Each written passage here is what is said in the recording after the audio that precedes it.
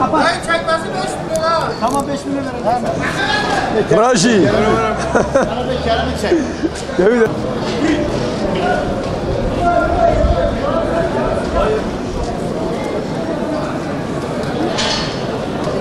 Ne tutuyorsun?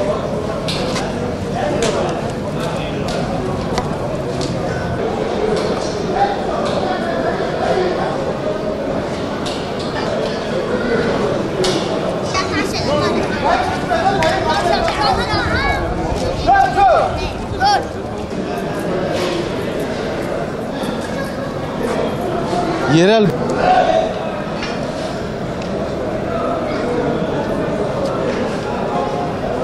haklar yüksek olan kurbanı getirmişim, satamıyoruz. İthal mal bizim halimizi öldürdü. Biz davacı, şikayetçiyiz.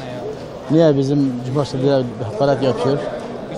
İşte bizim malımız satmıyor, zarar ediyoruz. Masrafı çıkartmıyor. İşte masrafı çoktur. Piyasa günden güne düşüyor. Biz fazla para kazanmıyoruz. İthal mal bizim halimizi öldürdü. Piyasayı günden güne düşüyor. İşte ithal maldan dolayı. İthal mal geldi, bizim malımızı öldürdü. Masrafı çıkartmıyor. Peki yem fiyatları? Yem pahalı, arpa pahalı. Piyasa düşüyor, satılmıyor. Şimdi ben 18 diyorum, kimse almıyor. 18. Kimse almıyor işte. Piyasa düşüyor. Peki bayrama da düşer mi fiyatlar? Belli olmaz. Belli olmaz. Elimize kalmış. Belli olmaz.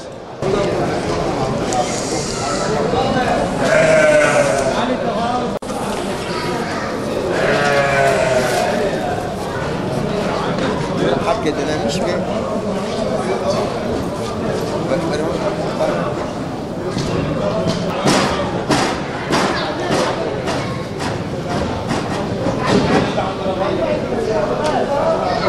Vallahi milletin alım gücü kısıtlı olduğundan dolayı biraz kısıtlılık var.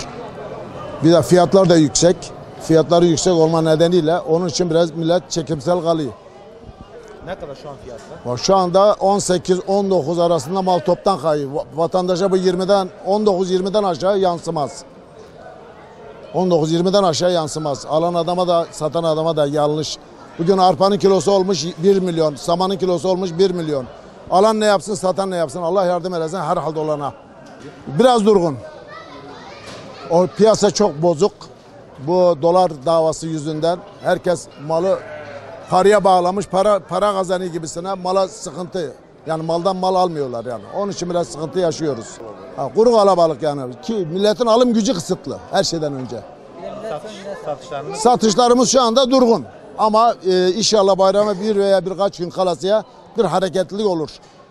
Çünkü herkes çalışıyor şu anda. Bundan sonra inşallah bir hareketlilik olur. Hayvan sıkıntımız yok çok şükür. Hayvan sıkıntımız yok. Ama fiyatlarımız da yani 19-20 arasında vatandaşa yansır.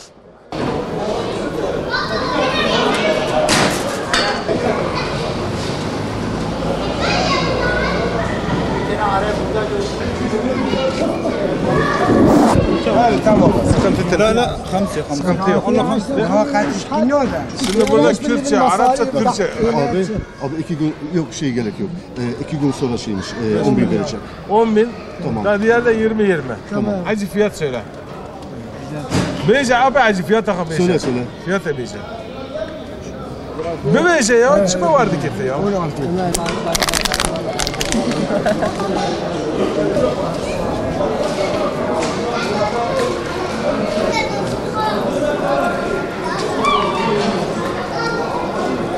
Satışlar güzel.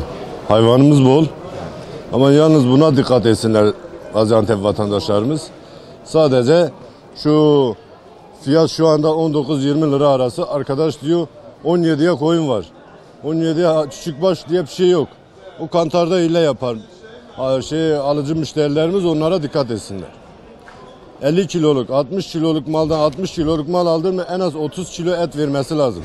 Ama 17'ye veren adam 10 kilo fazla da artıyor. Bu sefer 20 kilo, 18 kilo çıkıyor. Bu sefer neymiş? Koyun bağlı bize geldi. Ama o kantarda dikkat etmiyorlar. Onu dikkat etsinler. Kantarda diyorsun. He, adam çünkü toptan şu anda 18-18,5'a toptan gidiyor. Adam götürüyor 17'ye veriyor. Dini biz vacibemizdir. Onu herkes keser. Onun etle sorun olmaz. Ama sayılı Tarım Bakanımızın anlattığına göre geçen sene 4,5 milyon küçükbaş vardı. Şu anda kayıtlı olan 5,5 milyon küçükbaş hayvan var. Yeterince kurbanlık var. İthala gerek yok. Sadece bunun önünü alsınlar. Dişi hayvan kesimi yasak olsun. Türkiye'de dişi hayvan kesimi yasak olmadıkça üretim olmaz. Neden?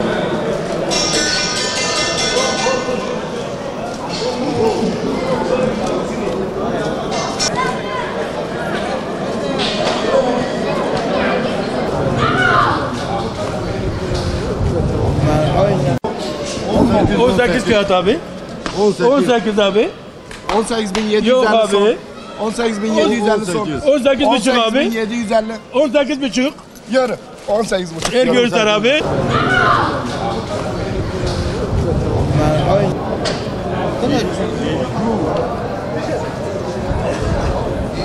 Davarcılar da mecbur adam masraf etmiş. Yemi, suyu, elektriği, ilacını her şey cebinden gidiyor yani millet perişan. Yazıktır bu. Bunu böyle yapmaması lazım. Şu an satışlarınız nasıl? Satış yok şimdi. Hiç. Bir kişi gelip de bir davar almıyor. Adam askeri ücretle çalışıyor. 1800 kağıt, 1600 kağıt ali kirası var, suyu var, elektriği var, çoluk çocuğu var, masrafı var. Bu adam da alım gücü de hakikaten etkileniyor. Fiyat ham mal gelmiş 16,5'a satılıyor yani tek. Bir de adam beslemiş 4-5 aydır masraf etmiş.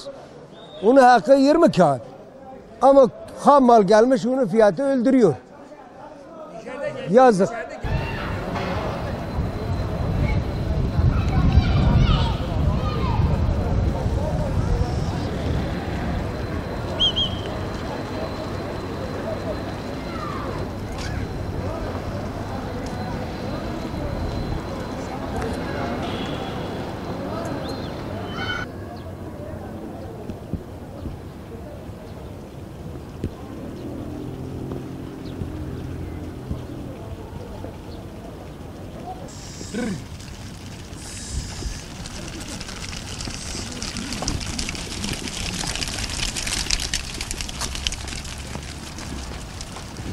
Zaten 200 kilo sıcak var. Şart burada.